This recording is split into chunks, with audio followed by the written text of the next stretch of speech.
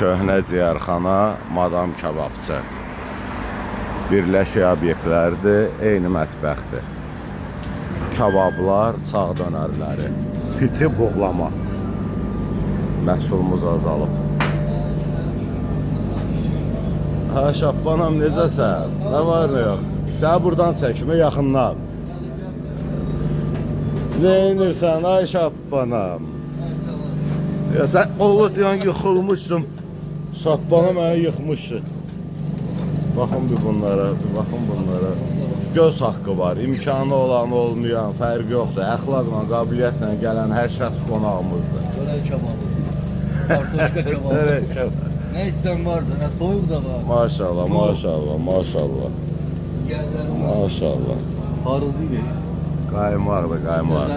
Gəlin tamına baxın, dadına baxın. Hayır. Mahin kebabı. Madam Kebabçı ailəvi məkanımızdır, xanımsız buraxılmır. Köhnə ciyərxanada yaxşı qardaşlardır. Mahir neydi ay Şahbana? Mahir kebabı. Onun adını belə qoymuş. Mahir kebabı. Yaxşı qardaşlardan uzaq.